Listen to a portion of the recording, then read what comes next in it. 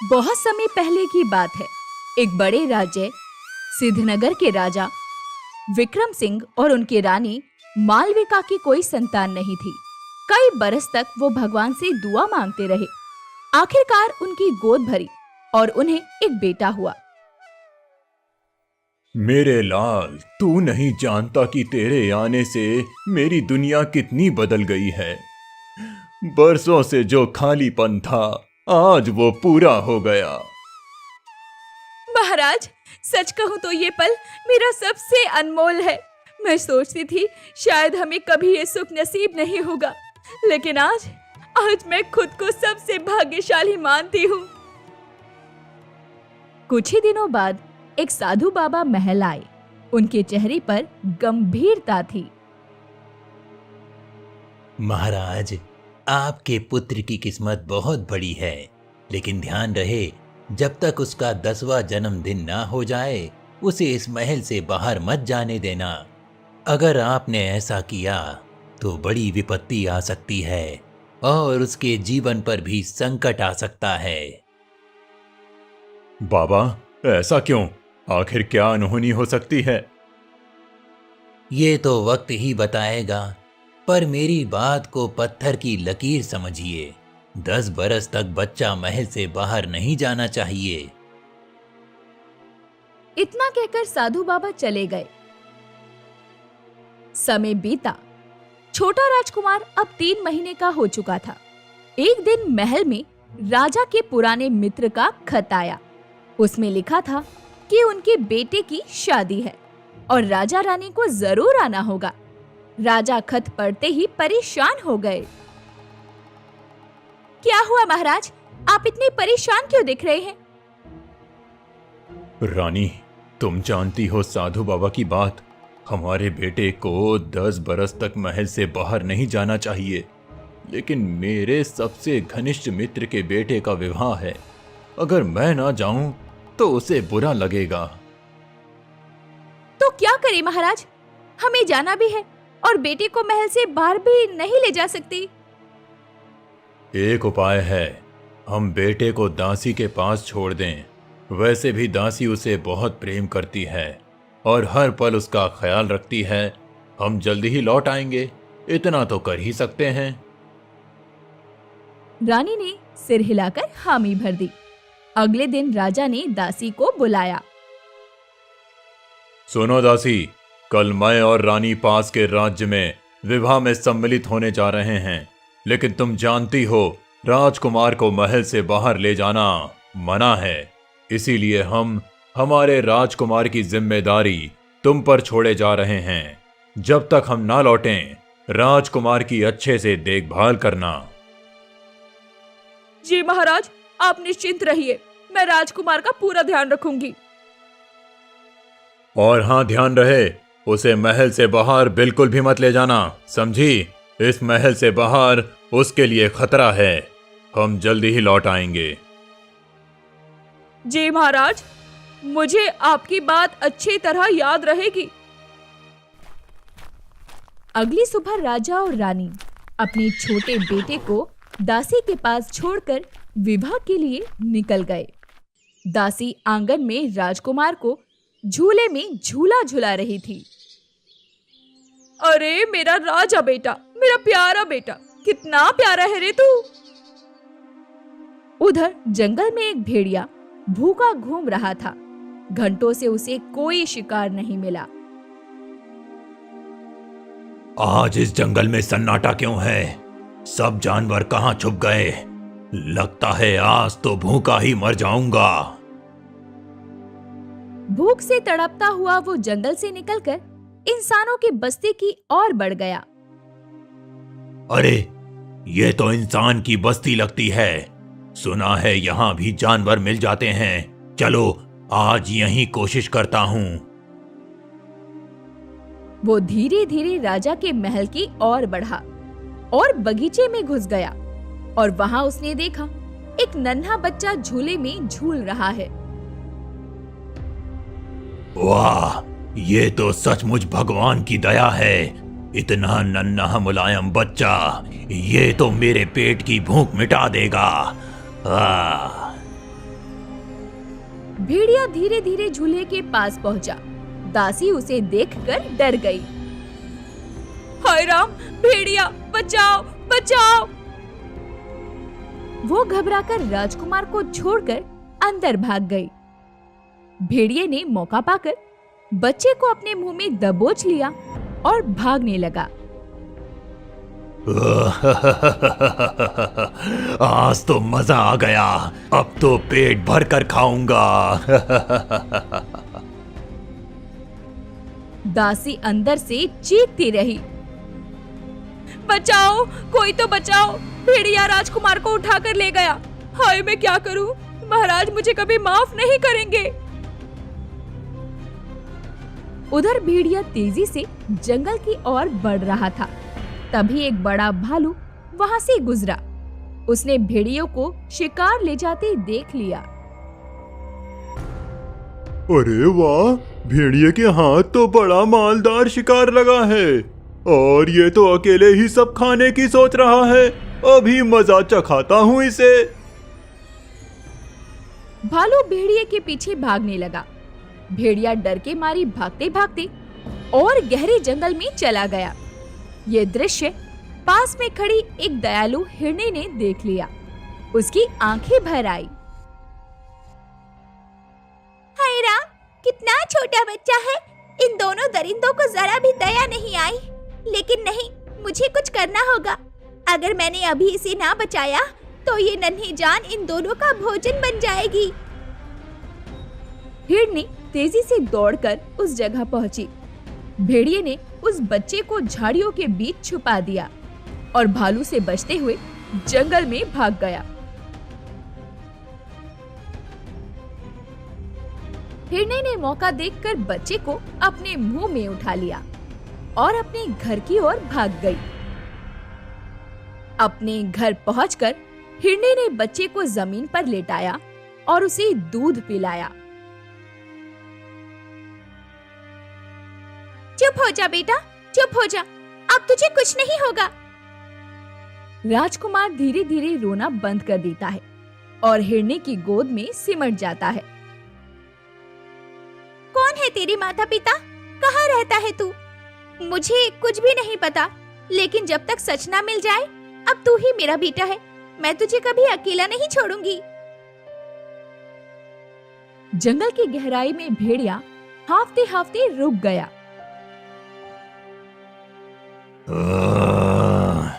हाय सत्यानाश!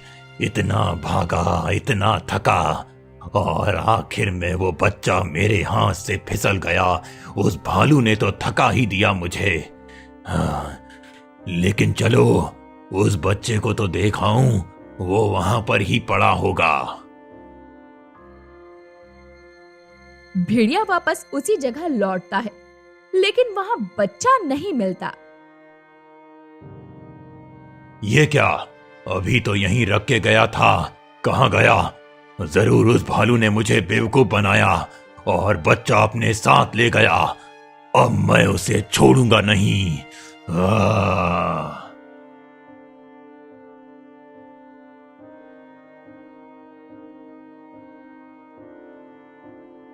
दूसरी ओर भालू भी वहीं पहुंचता है। अरे ये क्या? भेड़िए ने इसी जगह बच्चा रखा था, फिर अचानक कैसे गायब हो गया? ये भेड़िया जरूर कोई चाल चल गया है। उसने मुझे उल्टी दिशा में दौड़ा दिया और खुद यहाँ आकर बच्चा ले भागा। भालू गुस्से में गरज उठा।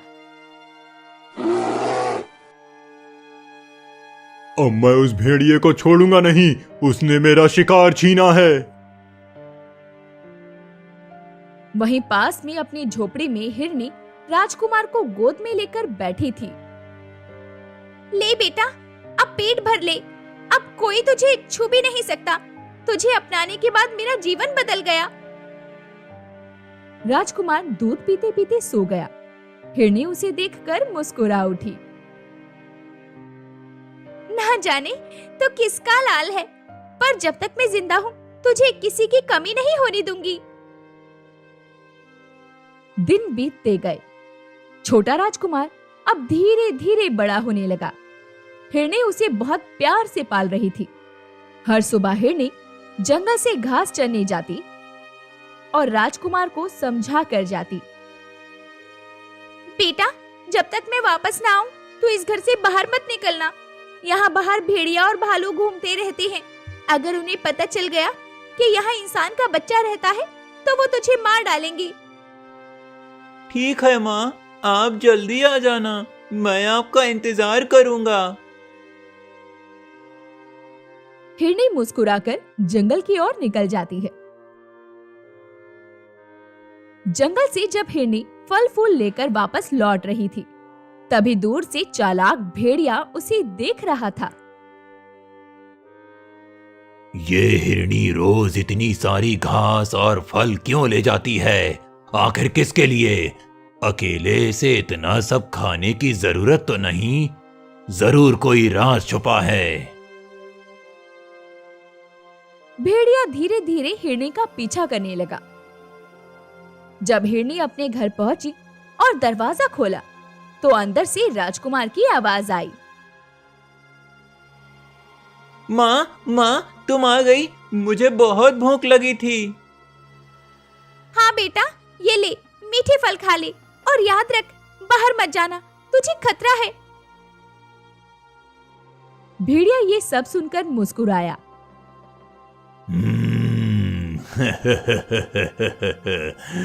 यही तो है वो बच्चा, वही जिसे मैंने महल से उठाया था, और ये हिरनी उसे इतने सालों से छुपाकर पाल रही है।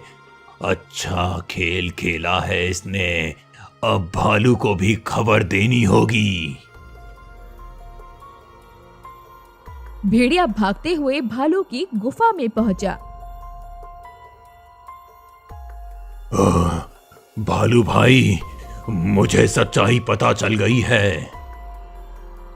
क्या बात है? सच बोल, वरना तेरा अंजाम बुरा होगा। जिस बच्चे को हम खोज रहे थे वो इस हिरनी के पास है। मैंने अपनी आंखों से देखा। वो बच्चे को माँ की तरह पाल रही है और रोज उसके लिए फल लेकर जाती है। क्या? तो इतने सालों से वो हमें मूर्ख बना रही थी। आज ही उसका खेल खत्म कर देंगे। भालू भाई, पर सीधे जाकर कोई फायदा नहीं होगा। हिरनी बहुत चालाक है। वो हमेशा बच्चे को घर के अंदर बंद कर देती है। हमें सही वक्त का इंतजार करना होगा। जब वो बाहर जाएगी तब हम बच्चे को पकड़ लेंगे। हाँ हाँ हाँ, तू सही कह रहा है। अब तो वो हिरनी और बच्चा हमसे बच नहीं पाएंगे। दूसरे दिन सुबह हिरनी हमेशा की तरह बेटे को समझा रही थी। बेटा, अब मैं जंगल जा रही हूँ, तू घर से बाहर मत निकलना। मैं तेरे लिए स्वादिष्ट फल लेकर आऊंगी। हाँ माँ, मैं वादा करता हूँ कि बाहर नहीं जाऊंगा। हिरनी चली गई। भालू और भेड़िया पास ही झाड़ियों में छुपे बैठे थे। अब वक्त आ गया है, चलो इस बार इसे पकड़कर ही मानेंगे। हाँ भाई, अब तो इस बच्चे की खैर नहीं। दोनों धीरे धीरे घर की ओर बढ़ने लगे। राजकुमार घर के अंदर अकेला बैठा था। माँ रोज कहती है बाहर मत जाना, पर कितना बोरिंग है अकेले बैठे रहना। काश मैं भी बाहर जाकर खेल पाता। तभी दरवाजे पर खटखट की आवाज आई। बेटा, दरवाजा खोलो, मैं तुम्हारी माँ का दोस्त हूँ। तुम्हारी माँ ने मुझे भेजा है। राजकुमार थोड़ा घबरा गया। नहीं, माँ ने मना किया है, मैं दरवाजा नहीं खोलूंगा। तुम झूठ बोल रहे हो। भेड़िया गुस्से में दांत पीसने लगा। हाय बदकिस्मत, ये बच्चा तो इतना भी मूर्ख नहीं है। तभी अचानक भालू दरवाजे को जोर से धकेलने लगा। ओ बच्चे, जल्दी दरवाजा खोल वरना तोड़ दूंगा। राजकुमार डर के मारे कांपने लगा और जोर जोर से रोने लगा। माँ जल्दी आओ, कोई दरवाजा तोड़ रहा है। माँ। उसी वक्त पास से गुजरता हुआ लक्कड़हारा वहां आ गया। उसने देखा कि भालू और भेड़िया झोपड़ी का दरवाजा तोड़ने की कोशिश कर रहे थे। अरे ओ दुष्ट, रुको, क्या करने आए हो? उसने अपनी कुल्हाड़ी हाथ में उठा ली। भालू और भेड़िए डर गए। ओ भालू भाई, ये तो वही आदमी है जो पहले हमें भगा चुका है। अगर इसने वार कर दिया तो हम दोनों का काम तमाम हो जाएगा। हाँ, तुम सही कह रहे हो, भागो यहाँ से। दोनों वहां से जान बचाकर भाग निकले। लक्कड़हारा अंदर गया। राजकुमार कोने में बैठा हुआ था। आंखों से आंसू बह रहे थे। बेटा डरो मत, अब कोई तुझे छू भी नहीं सकता। काका, आप समय पर आ गए, वरना वो लोग मुझे मार डालते। लक्कड़हारे की आंखें भी नम हो गई। कुछ देर बाद हिरनी वापस लौटी। उसने लक्कड़हारे और अपने बेटे को रोते हुए देखा। क्या हुआ मेरे बेटे को? मेरे बेटे को किसी ने डराया क्या? माँ, वो भालू और भेड़िया आ गए थे, दरवाजा तोड़ने लगे, मैं बहुत डर गया था। हिरनी की आंखें गुस्से और दर्द से भर गई। हाय भगवान, कब तक ये दरिंदे हमें चैन से जीने नहीं देंगे? लक्कड़हारे ने उसे ढाढ़स बंधाया। बहन, अब तुम अकेली नहीं हो। जब तक मैं हूं, तुम्हें और तुम्हारे बेटे को कोई नुकसान नहीं पहुंचा सकता। हिरनी ने कृतज्ञता से लक्कड़हारे को देखा। भाई, तुम्हारा ये उपकार मैं कभी नहीं भूलूंगी। तुम सच में हमारे रक्षक बनकर आए हो। लक्कड़हारा उस दिन हिरनी और राजकुमार को अपने घर ले आया। भाग्यवती, देखो, ये दोनों बड़े अभागे हैं। किस्मत ने इनसे इतना बड़ा खेल खेला है। जब तक इनका पक्का घर नहीं बन जाता, ये हमारे साथ रहेंगे। तुम इनका अच्छे से ख्याल रखना। लक्कड़हारे की पत्नी थोड़ा झेपते हुए बोली, ठीक है जी, लेकिन ज्यादा दिन रहेंगे तो मुसीबत ही बढ़ेगी। खैर, फिलहाल देख लूंगी। तभी राजकुमार मासूमियत से बोला, काकी, चिंता मत करो, मैं आपके घर का हर काम करूंगा, आपकी मेहनत भी बांटूंगा। पत्नी हल्की मुस्कान के साथ चुप हो गई। कुछ दिन सब शांति से बीते। हिरनी राजकुमार को हर दम समझाती, बेटा, यहाँ तो सुरक्षित है, पर याद रखना, तू किसी पर बोझ नहीं है। मेहनत करना और सबका आदर करना, यही इंसानियत है। राजकुमार सिर हिलाकर हामी भर देता है। एक दिन लक्कड़हारे की पत्नी का धैर्य टूटने लगा। वो लक्कड़हारे के पास जाकर बोली, देखो जी, कितने दिन तक ये हमारे घर पर रहेंगे? आज के जमाने में कोई मुफ्त में किसी का पेट नहीं भरता। तभी राजकुमार ये सुनकर आगे आया। काकी, आप फिक्र मत करो, मैं आपकी सारी मदद कर दूंगा। बस 2-3 दिन और दे दीजिए, तब तक मैं और माँ अपना घर बना लेंगे। पत्नी ने नाक सिकोड़ते हुए कहा, हाँ हाँ ठीक है, लेकिन जल्दी करो। लक्कड़हारा राजकुमार को अपने पास बुलाता है और प्यार से राजकुमार को कहता है, बेटा, चिंता मत कर, मैं तेरा साथ दूंगा, पर अभी तो छोटा है, झोपड़ी बनाने में समय लगेगा। काका, मैं अब बड़ा हो गया हूँ, अब से मैं भी आपके साथ जंगल जाकर लकड़ी काटूंगा। हमें घर गृहस्थी के लिए पैसे भी चाहिए। तू सही कहता है। ठीक है बेटा, कल से तू भी मेरे साथ जंगल चलेगा। अगली सुबह राजकुमार अपनी माँ को प्रणाम करके बोला, माँ, मैं काका के साथ जंगल जा रहा हूँ लकड़ी काटने। जो पैसे मिलेंगे उनसे हम अपना घर बना लेंगे। बेटा, पर जंगल खतरनाक है, वहाँ भेड़िया और भालू भी घूमते हैं, संभल कर रहना। आप फिक्र मत करो माँ, अब मैं बच्चा नहीं रहा, अपना ध्यान खुद रख सकता हूँ। इधर लक्कड़हारे की पत्नी आंगन में टहलते टहलते सोच रही थी, अब बस बहुत हो गया, मैं इन दोनों को और नहीं झेल सकती, क्यों ना किसी तरह इन्हें यहाँ से हटाऊं।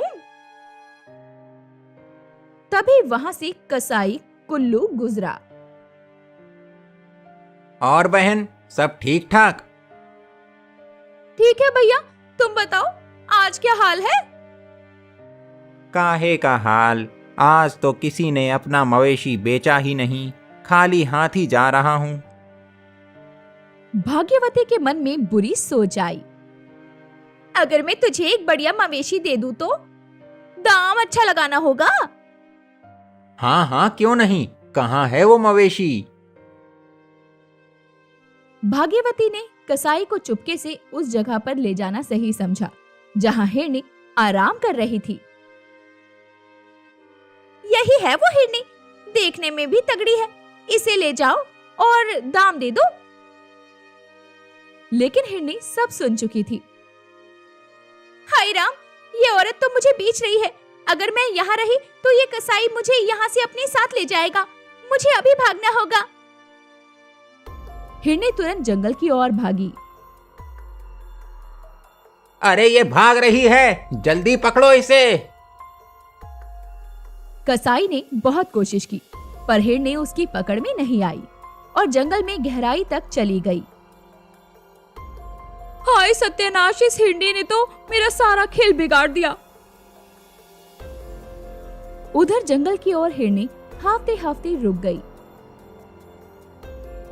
हे भगवान, मुझे बचा लेना, अब मैं अपनी बेटी से कैसे मिलूंगी?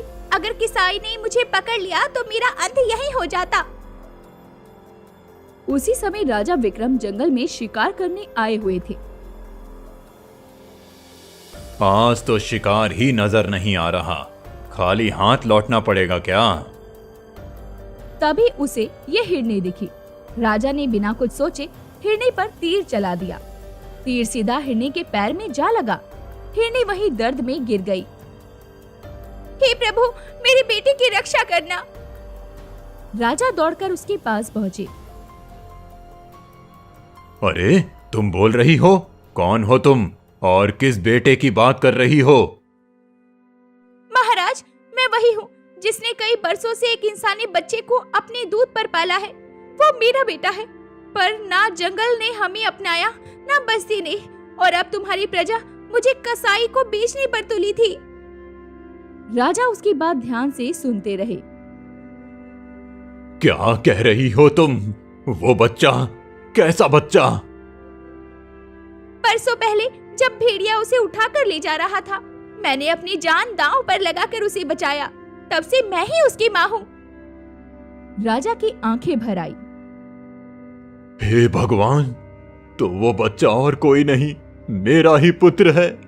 जिस दिन भेड़िया महल से उठा ले गया था, मैं तब से रो रो कर जी रहा हूं, और आज मुझे सच्चाई पता चली। ये सुनकर हिरनी की आंखों में आंसू आ गए। महाराज, मैंने सिर्फ अपना कर्तव्य निभाया, अब मेरा बेटा आपके पास लौट आया है।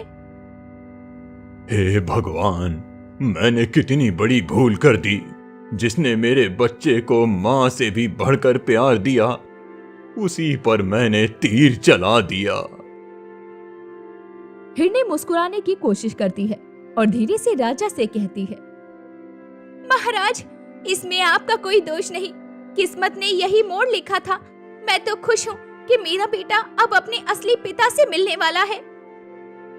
तभी लक्कड़हारा और राजकुमार वहां पहुंचे।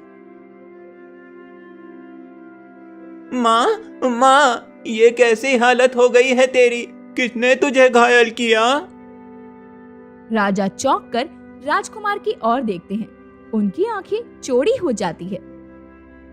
हे भगवान, यही तो मेरा खोया हुआ पुत्र है।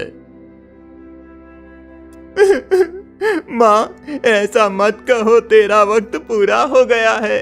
तेरे बिना मैं जी नहीं सकता माँ। बेटा, मेरी उम्र अब पूरी हो गई है, लेकिन तुझे पाकर मैं धन्य हो गई। याद रख, सच्ची माँ वही है जो अपने बच्चे के लिए जान तक दे दी। अब तेरा असली परिवार तुझे मिल गया है। राजा ने कांपते हुए कदम आगे बढ़ाए और राजकुमार से कहा, बेटा, मैं तेरा पिता हूँ। बरसों पहले जब तुझे भेड़िया उठा ले गया था, उस दिन से मैंने चैन की नींद नहीं ली।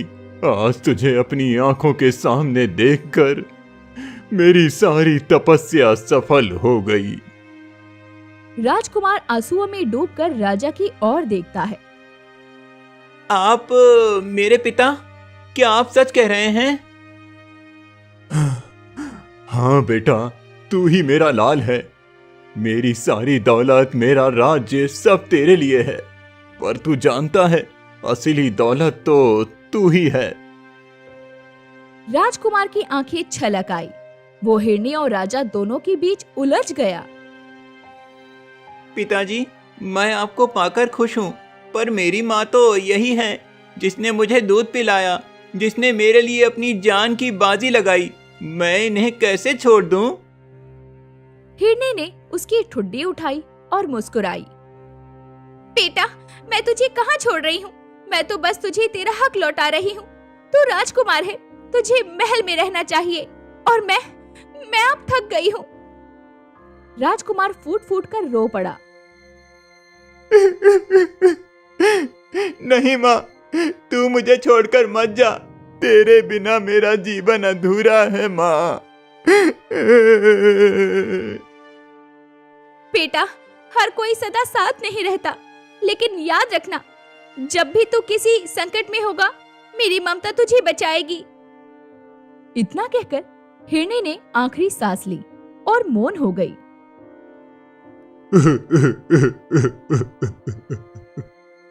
नहीं, मैंने तुम्हारा आभार भी ठीक से नहीं जताया और तुमने हमें छोड़ दिया।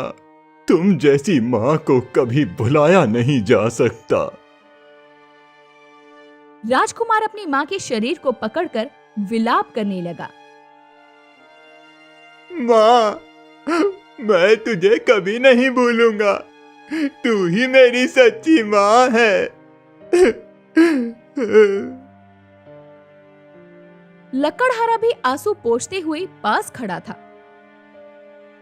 महाराज, ये हिरणी सचमुच असाधारण थी। इंसान होकर भी कई लोग इतना त्याग नहीं कर पाते। राजा ने गहरी सांस ली और सिर हिलाया। हाँ भाई, आज मैंने सच्चाई देखी है। माँ का रिश्ता जन्म से नहीं, ममता से बनता है। राजा ने बेटे को गले लगा लिया और कांपती आवाज में कहा, बेटा, चल अब मेरे साथ। तेरा महल तेरा इंतजार कर रहा है। रानी और पूरा राज्य तेरी राह देख रहा है। राजकुमार ने आखिरी बार अपनी माँ को देखा और धीरे से कहा, माँ, मैं वादा करता हूँ माँ, मैं तुम्हारी दी हुई सीख कभी नहीं भूलूंगा। तुम्हारी ममता हमेशा मेरे दिल में जिंदा रहेगी। राजा ने सैनिकों को बुलाकर हिरनी के लिए जंगल में चिता सजाने का आदेश दिया। पूरा माहौल गमगीन हो गया। जब चिता जल रही थी, राजकुमार हाथ जोड़कर खड़ा रहा। माँ, तेरा आशीर्वाद हमेशा मेरे साथ रहेगा ना? बेटा, अब तेरे दुख का समय खत्म हुआ, पर तेरी माँ का बलिदान हमेशा याद रखा जाएगा। राजकुमार सर झुकाकर बोला, हाँ पिताजी, सच्ची माँ वही है जो दिल से अपना लें। मैं अपनी हिरणी माँ को कभी नहीं भूलूंगा। राजा विक्रम सिंह अपने बेटे को लेकर महल की ओर लौट रहे थे। रास्ते भर उनकी आंखें नम थी और राजकुमार भी चुपचाप आंसुओं में डूबा हुआ था। महल पहुंचते ही नगाड़ों की आवाज गूंज उठी। सैनिकों ने राजा का स्वागत किया, लेकिन सबकी नजरें उस राजकुमार पर अटक गई। रानी मालविका दरबार की सीढ़ियों पर खड़ी थी। जैसे ही उन्होंने अपने बेटे को देखा, उनकी आंखें आंसुओं से भर गई। मेरे लाल, मेरे जिगर के टुकड़े, तुझे देखने को मेरी आंखें बरसों से तरस गई थी। माँ, मैं अब वापस आ गया हूँ, लेकिन मेरी हिरणी माँ, वो अब हमारे साथ नहीं है। रानी की आंखें और भर आई। कांपते स्वर में राजकुमार से कहा, हाय दैया, जिसने मेरे बेटे को पाला, आज वही हमें छोड़कर चली गई। सचमुच वो महान आत्मा थी। पूरा महल इस पुनः मिलन की गवाह बना। मंत्री और सैनिक भावुक होकर एक दूसरे को देखने लगे। महाराज, आज राज्य का खोया हुआ वारिस वापस लौट आया। ये सचमुच ईश्वर का आशीर्वाद है। हाँ मंत्री जी, लेकिन आज मैं समझ गया हूँ कि असली ममता क्या होती है। माँ सिर्फ जन्म देने वाली नहीं होती, माँ वो भी होती है जो अपने बच्चे को दिल से अपनाती है। कुछ दिन बाद राजा ने दरबार में सभा बुलाई। पूरा राज्य इकट्ठा हुआ। मेरे प्रियजनों, आज मैं सबको सच बताना चाहता हूँ। वर्षों पहले मेरा बेटा भेड़िया उठाकर ले गया था। मैं टूट गया था, लेकिन आज मेरा बेटा वापस मेरे पास है। लोग खुशी से चिल्लाए, राजकुमार की जय हो। राजा ने हाथ उठाकर सबको शांत किया। लेकिन यह संभव हुआ उस हिरणी के कारण, जिसने मेरे बेटे को मां बनकर पाला। उसने अपनी जान की बाजी लगाई, लेकिन मेरे बेटे को सुरक्षित रखा। उसका बलिदान हम सबको हमेशा याद रखना होगा। सारे दरबार में सन्नाटा छा गया। कई लोगों की आंखों से आंसू बह निकले। राजकुमार आगे बढ़ा और लोगों से बोला, मेरी माँ केवल रानी नहीं है, मेरी माँ वो हिरणी भी हैं जिन्होंने मुझे पाल पोस कर बड़ा किया। उनका त्याग मैं कभी नहीं भूलूंगा। लोगों ने तालियां बजाई। सबकी आंखों में राजकुमार के लिए सम्मान झलक रहा था। उस शाम राजा और रानी अपने बेटे के साथ बैठे थे। बेटा, आज तू महल में लौट आया है। तेरे लिए सोने चांदी की गद्दियां हैं, पर तू क्या चाहता है? पिताजी, मैं वही चाहता हूँ जो मेरी हिरणी माँ ने मुझे सिखाया। दूसरों की रक्षा करना, सबसे प्रेम करना, यही मेरी सबसे बड़ी दौलत होगी। सच कहा तूने, यही हमारी असली जीत है। कुछ दिनों बाद राजा ने आदेश दिया कि जंगल के उस स्थान पर एक स्मारक बनाया जाए जहां हिरणी ने अपने प्राण दिए थे, और उसी स्मारक पे बड़े बड़े अक्षरों में लिखा गया, माँ वो नहीं जो सिर्फ जन्म देती है, माँ वो है जो अपने बच्चे के लिए अपना सर्वस्व न्योछावर कर दे। अब राजकुमार हर दिन जंगल में उस स्मारक के पास जाकर अपने हिरणी माँ को याद करता। माँ, तू जहाँ भी होगी मुझे देख रही होगी। मैं तेरी सीख कभी नहीं भूलूंगा। इस दास्तान ने यही झलकाया कि सच्ची ममता वही होती है जो अपने बच्चे को दिल से अपनाए, चाहे वो जन्म देने वाली हो या पालन करने वाली। त्याग और ममता ही असली रिश्तों की पहचान है। तो दोस्तों, ऐसी ही अनोखी और रसभरी कहानियां देखने के लिए हमारे चैनल को सब्सक्राइब करें।